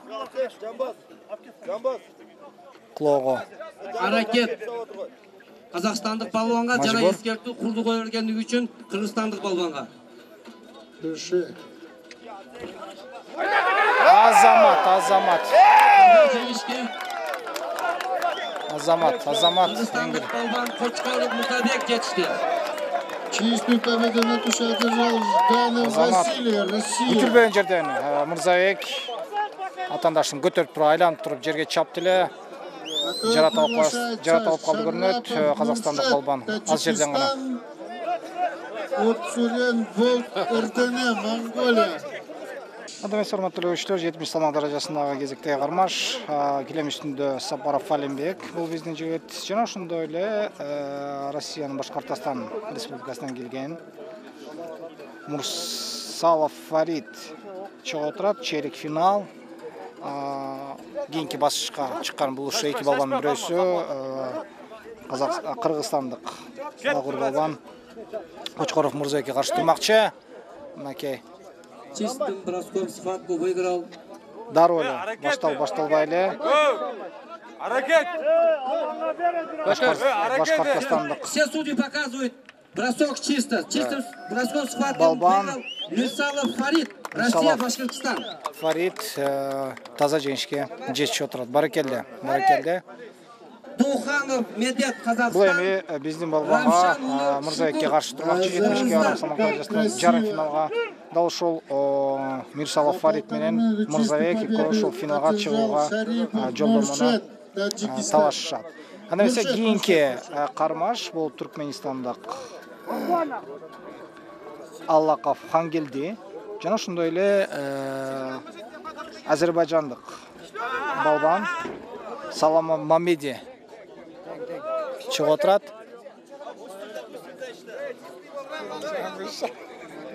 Приглашается борцы высокой 70 кг салмак даражасындагы Агаев Солтан, Азербайджан. кармаштын уландысы чейрек финал. Жана өзүңүздөр байкагандай көрүүчүлөр, Мамеди Азербайжандык балбан ал жана эле таптаза чагылып калды. Аллаков Хангелди, Түркменистан. Буга чейинки кармашында ал жараталып калган эле. Мына эми Түркменистандык балбанга баракелде деп коюш керек. Анда эмесе урматтуу көрүүчүлөр, 70 кг салмак даражасы акыркы чейрек финалдык кармаш, килем үстүндө казакстандык балбан менен биздин жигит чыгып отурат. Равшан Шүкүр. Жакшы, жакшы. Абдан бир жакшы ыкма өткөрдү. Шүкүр. Все судьи показывают чисто. Чистым броском схватку выиграл Равшан Шүкүр. Афганистандык Мурзабеков Ирланбек аттуу балбандан күчтүүрөөк чыкты. Мына булсам эми казакстандык балбан Адыханов Медеттен күчтүү чыгып отурат. Баракелде. Мына урматтуу көрүүчүлөр, плюс 100 деп коебуз, жолубуз абсолюттук салмак даражасындагы кармаштарга келип жеттик. Халматов Асылбек биздин жигит, мынакей жашыл түшчөн. Жана анын Түркменстандык атаандашты Розалиев Реджапали жарым финалда бет келишмекчи.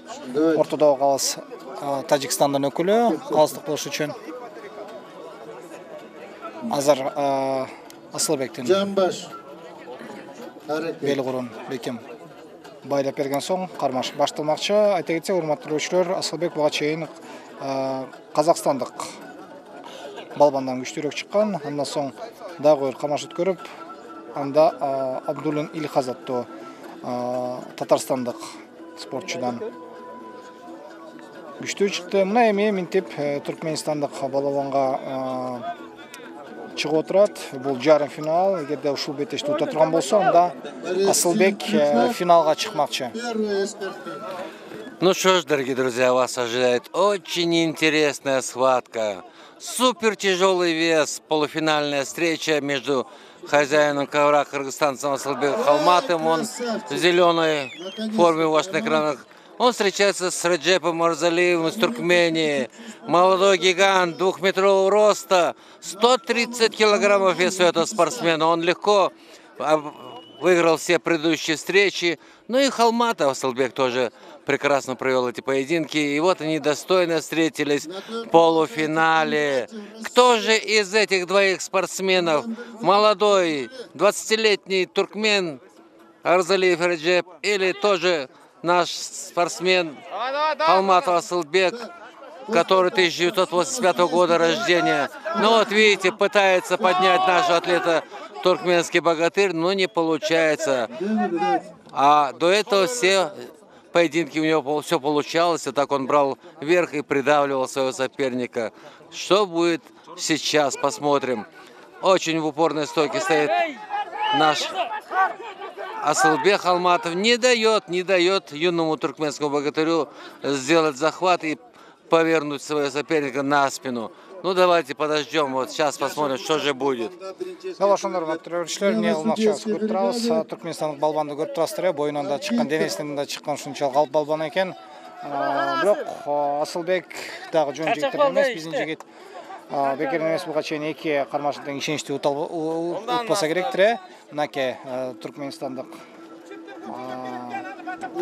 Давай, жаза. Биздин балбандын кармашы. Крем сыртына чыгып кеткендиги үчүн азыр Курбанбердиев Бергулет, Түркменстан. Кондрат Вигор, Россия.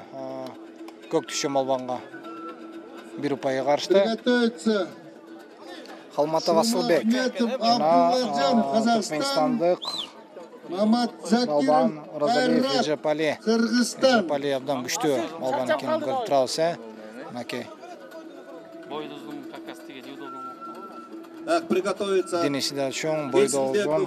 Күрөш абдан оор болуп жатса керектир Асылбекке. Монголия. Караңыздарчы. Асылбектен бир топ эле бою узунураак кылат экен. Албетте мындай дене түзүлүштөгү спортчуларга дагы каршы тура турган ыкмалар бар. Асылбек адам билет болуш керек. Азамат контр чабуул жасап жиберүүгө аракет жасады эле, андыктан Жок. Өзү түшпөдү. Түркмөнстандык балбан чабып жиберип, жыйынтыгында Жамбаш көк бурчан балбанга Түркмөнстан бир эскертүү. Накер приглашается. Түркменстандык балбанга Жамбаш балл берилип атат. Ал 5 упай, ал эми эскертүү биздин балбанга. Кайрат, Кыргызстан.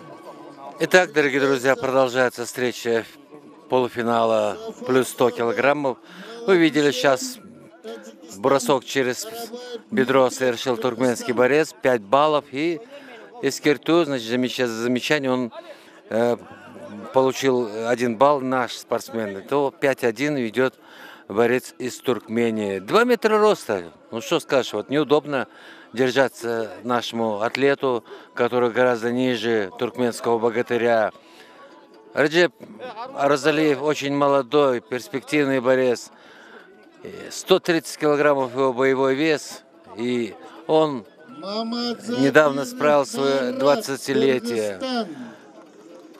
Наш борец Асылбек Халматов, он немного постарше, ему 29 лет.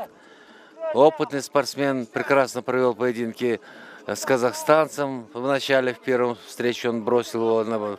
И во второй встрече с Сельхомом Абдулиным из России, с Татарстана, он тоже выиграл эту схватку чисто. Так что вот сейчас, видите, не дает. Хотя преимущество в росте преобладает туркменский борец, он может сделать захват хороший, приподнять, потом за счет длинных ног сделать подсечку. Но далеко, глубоко назад отходит Асылбек Халматов и совершенно правильно тактически действует. Потому что если он сделает прием, он может попасть на контрприем. А все активные действия, которые будет проводить сейчас туркменский борец, он может контрприему и выиграть. Поэтому нужно ему, нашему борцу, раскачивать этого высокого туркменского борца. Вот так стоять не надо. Сейчас выберет момент и сможет за счет своего роста. Вот, видите, вот. Нет, не удается.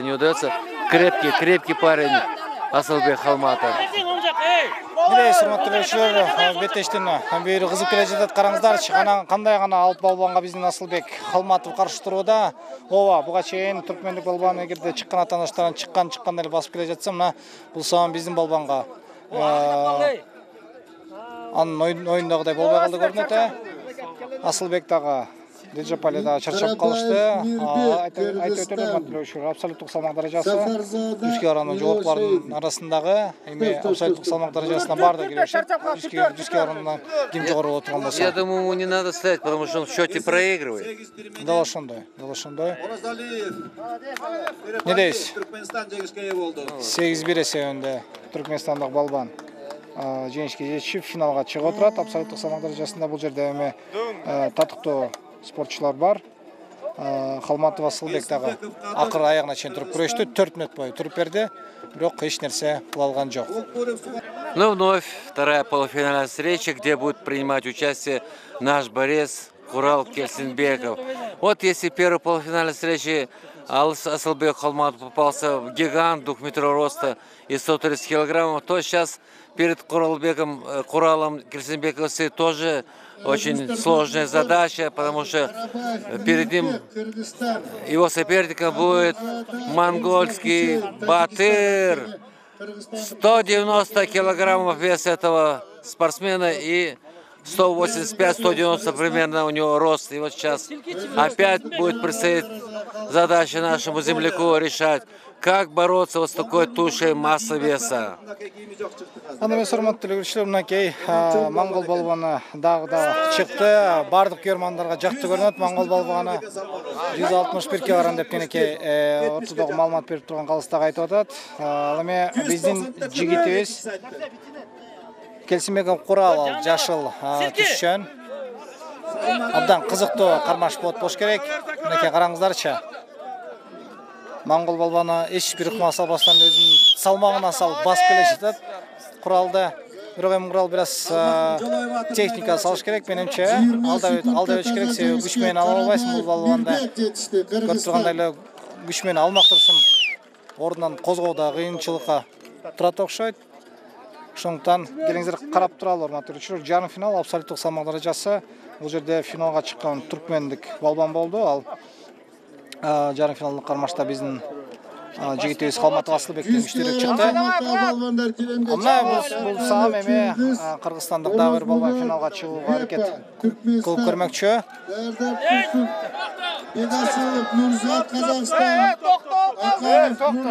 Курал өзү чабуулга кетти эле. Анықтан контр чабуулга чыгып кала жаздады. Жамбаш ыкмасы монгол балбанына ыйгарылып отурат. 5-0 эсебинде азыр монгол балбан алдыда. Монгольский атлет получил 5 баллов, ему можно вот так сказать выгодно, может быть. Но я думаю, что очень трудная задача Куралу Кельсинбекову. Такую массу, не знаю, накрыть или взять через было очень сложно. Ему надо двигаться за счет движения, там где-то сделать либо посножку или еще. Но ни в коем случае вот в стоящем месте, в стоящем состоянии нападать не надо. Потому что контрприем, любой контрприем за счет веса выиграет монгольский атлет Болткурев. Вес все-таки здесь играет решающую роль. Курал бул беттеште акыр аягына чейин туруп бере турган болсо эрдек кылат. Себеби айтып өтөйүн, урматтуу көрүүчүлөр, монголго чыккан бардык атаандаштар акыр аягына чейин туруп берген эмес, бирок дагы басып келип эле.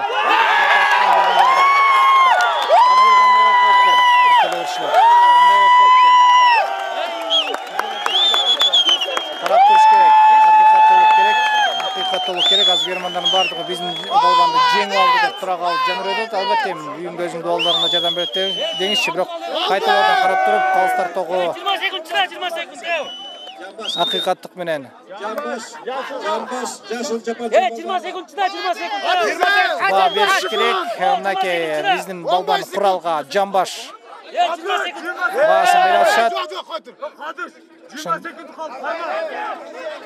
Эсепти карап коюш керек, урматтуу көрүүчүлөр. Кельсинбек.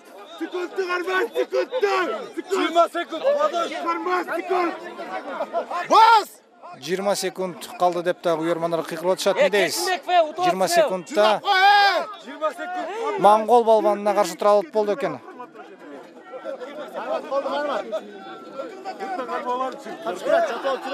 Предупреждение. Ооба.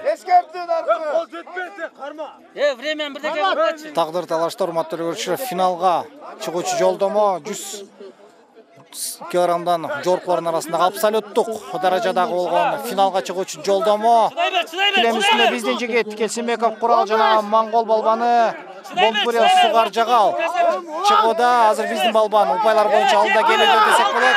Мектептен курал туруп берет болду экен же туруп бере албайбы? Балбандын не дейсиз? Бүттү. Упайлар боюнча курал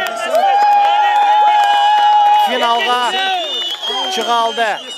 6-5 урматтуу көрүүчүлөр, 6-5 карасаңдар урматтуу көрүүчүлөр. 6-5 эсебинде алдыга чыгып кетти.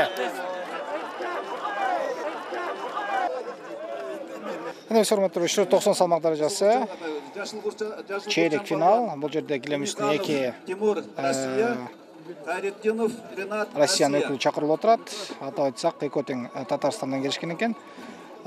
Миниханов Тимур биринчи чыккан, ал көк түшчөн жана анын атандашы Хайрутдинов Ринат. Ал жашыл түшчөн. Дал ушул эки жигиттин ортосунда жарым финалга болгон жолдомо ойнотулат.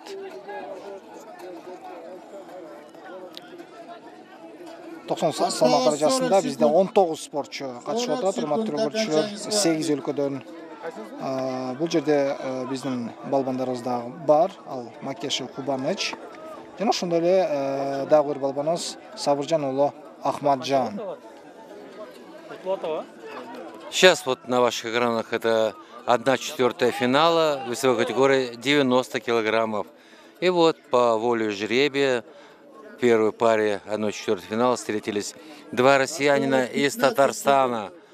Это в зеленом форме выступает Тимур Миниханов и в синей форме Ринат Хайрутдинов, оба представители Татарстана. В первой встрече Тимур выиграл у представителя Афганистана и вышел в 1/4 финала, а россиянин Ринат Хайрутдинов выиграл у Папикова Руслана, тоже представитель России. И вот видите, вновь россияне, как-то они рассеяны по одной стороне таблицы, вот встретились между собой и выбывают постепенно по мере продвижения вперед.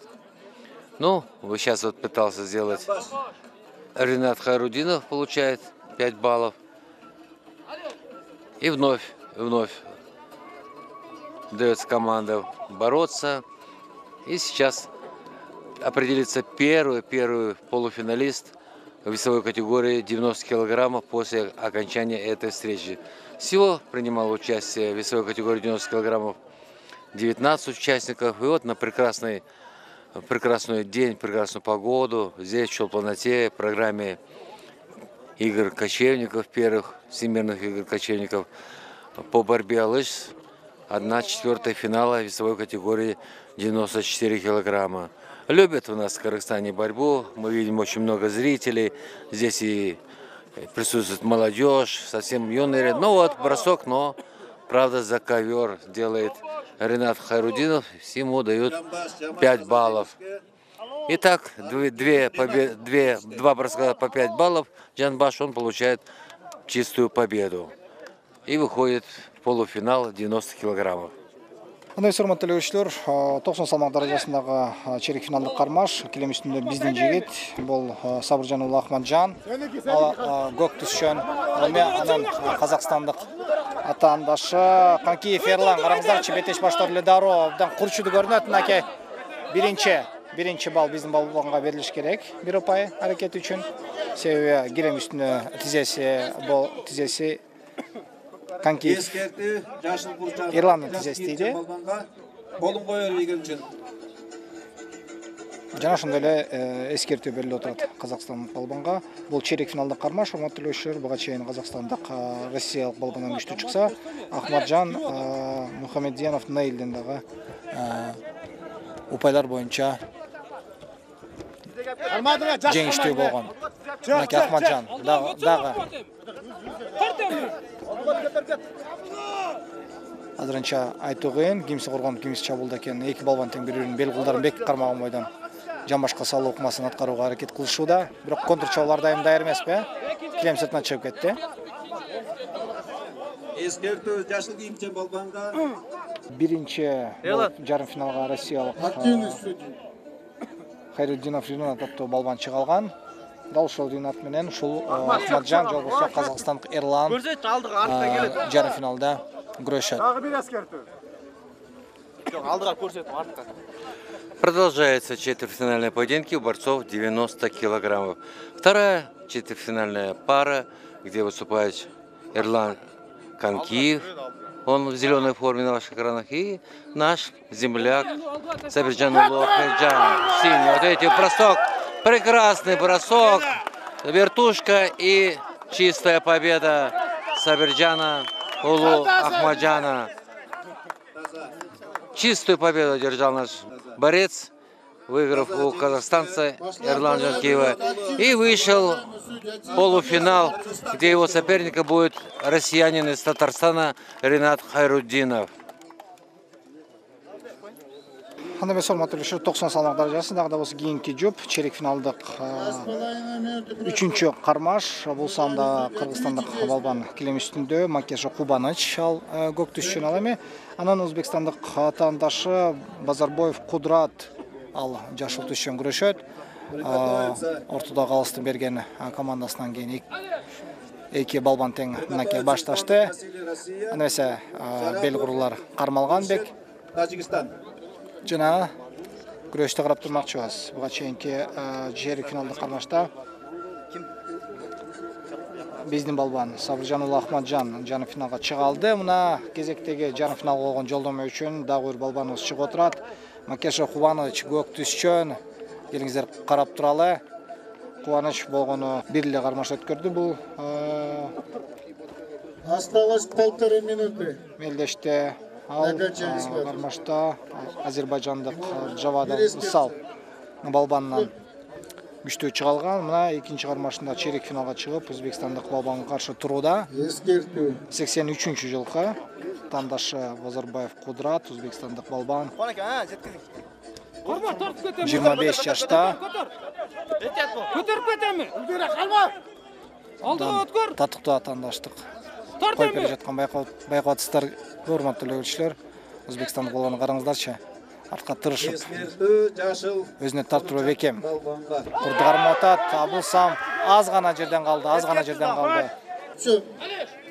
Продолжается четвертьфинальный поединок между узбекистанцем Кудретом Базарбаевым и Кубанычем Макешем из команды Кыргызстан-1. 5-1 впереди кыргызстанец. И вот после этой встречи определится, кто будет в полуфинале во второй паре. Если первая пара уже определилась, полуфинальная, где будут встречаться россиянин из Татарстана Ринат Хайруддинов и Сабирджан Улухмеджан из Кыргызстан-2. И вот представитель команды Кыргыз-1.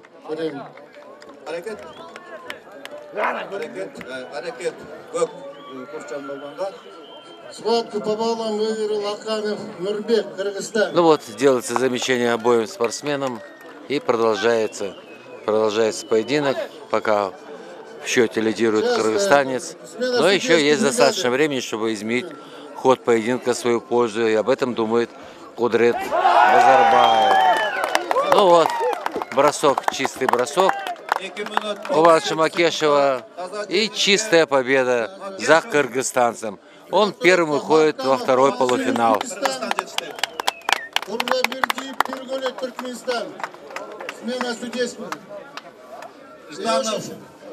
На ваших экранах четвертая пара четвертьфинала, где два борца.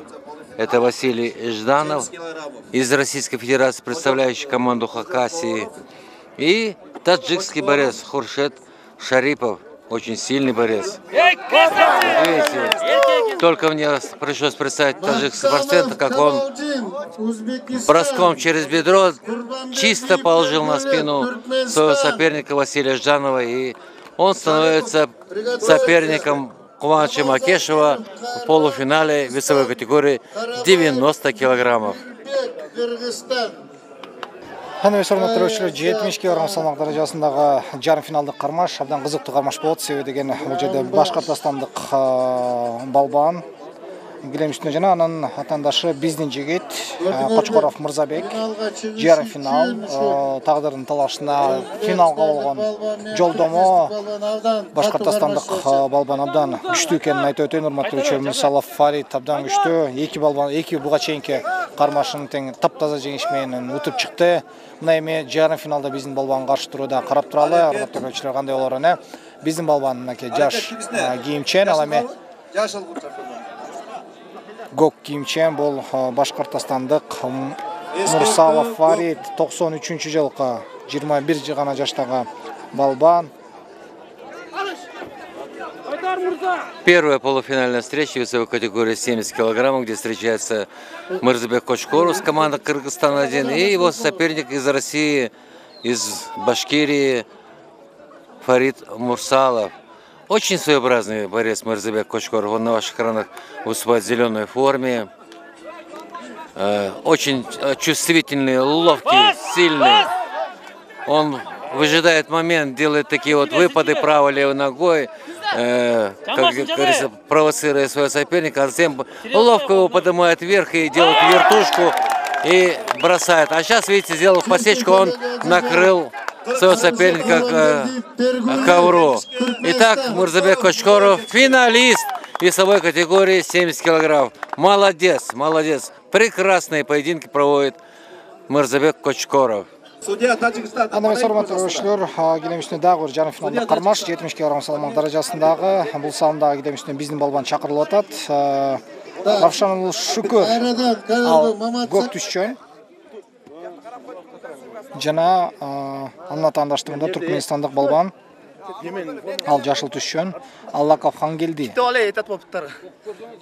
Дал ушул эки балбандын ортосунда финалга болгон жолдомо ойнотулат. Келиңиздер, мынакей балбандар килемдин ортосуна чакырылды. Азыр Белгурдан кармап алууга мүмкүнчүлүк берилет дагы жана күрөш башталмакчы.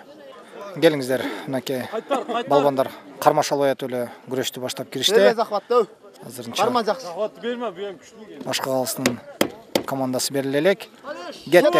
Алыш деген берилди. Жана Дароле. Шүкөр кармап туруп эле көтөрүп чапты. Калыстар эмне дейт болду экен? Таза жеңишпи же жамбаш эле беришеби? Жок. Момент броска рук отпускать не надо. Вот отпустил и проиграл.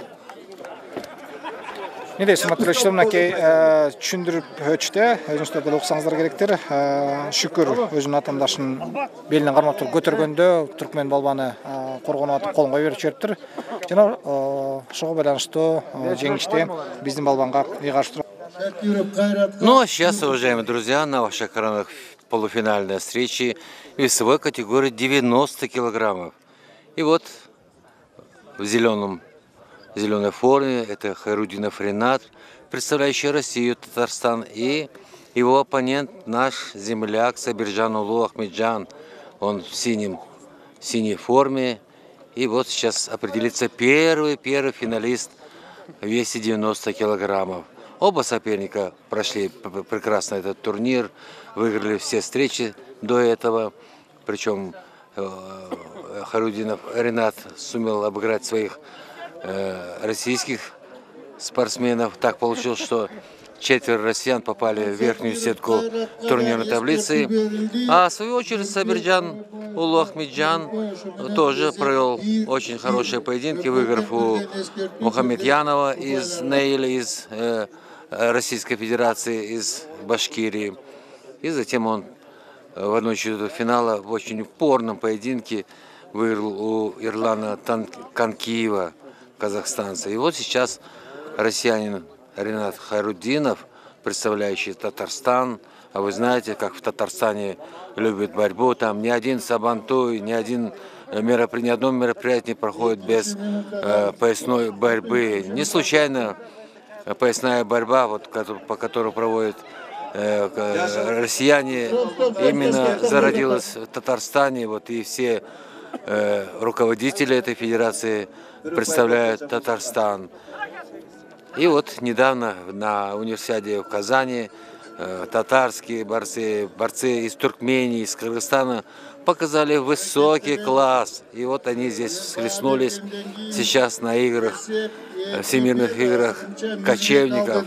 И не случайно в финальную стадию все чаще и чаще выходят борцы из России, представляющие Татарстан или Башкирию, а также представители Кыргызстана, Казахстана и Туркмении. Ну вот, сейчас на ваших экранах проходит полуфинальная встреча, 90 килограммов. Видите, очень упорно борются соперники. Не дают сразу, как говорится, предъявить свои права на участие в финальной стадии этого турнира. Ренат Хайрудинов, Россия, Татарстан в зеленой форме и в синей форме Сабиржан Улахмеджан, Кыргызстан. Посмотрите, как идет борьба. Ошондой караңыздар, урматтуу көрүүчүлөр, эки атаандаштын бири-бирине ушунчалык татыктуу экен. Биздин балбандагы, Татарстандын балбандагы бири-бирине эч бир упайдан бербестен тырышып кармашып жатышкан чактары. Татарстандык Аракет кылып кой. балбанга дагы баа берип коюш керек. Караңыздар, 20 секунд. эч нерсе алдырбастан туруп берүүдө. Эми Ахматжанды баарыбыз жакшы билебиз, Буга чейин эки башкортостандык жигит туруп жана чейрек финалда казакстандык балбандардан күчтүүрөөк чыккан. Мына эми жарым финалда Хайруддинов Ринат аттуу Татарстандан келген балбанга каршы турууда. Керемет. Хайруддинов Ринат менен Сабыржан Ахматжандын ортосундагы кармашууланууда. Мынакей Ахматжан көк түшчөн, ал эми татарстандык балбан жашыл түстө. Белгурдан кармоого азыр мүмкүнчүлүк бериш керек Ахматжанга. Кармады, эми гана бетиш. 1 минут убакыт калды. Башталды. Эсеп 4-2. Ахмат солго туруп, жамбашка солго аракет кылайын деп атат, бирок Ринат дагы. Караңыздарчы, кандай гана турушуп берди. Контр чабуулду даярдап турат. Кайсы ыкма кетпесин, дароо эле артынан башка ыкма салып чөйрөп, упайды өзүнүн пайдасына жазууга аракет кылууда. Мынакей сол тизени ылдый тартып туруп, атаандашын тартып туруп, силкип туруп жамбашка салыш керек эле, бирок караңыздар, Ринаттын карманып турган Азамат Белгурдан бекем кармалыптыр. Продолжается полуфинальный поединок в весовой категории 90 килограммов, где встречается Хайруддинов Ринат, россиянин с Татарстана, и Сабиржан Ахматжан, представитель команды Кыргызстан-2. И вот захват ноги, что получится? Нет. Ушел от этого приема россиянин. Опытный борец. Не на одном, наверное, сабантуе боролся этот борец Ринат Хайруддинов. И сейчас судьи вынесут решение. Вот, видите, делается замечание россиянину и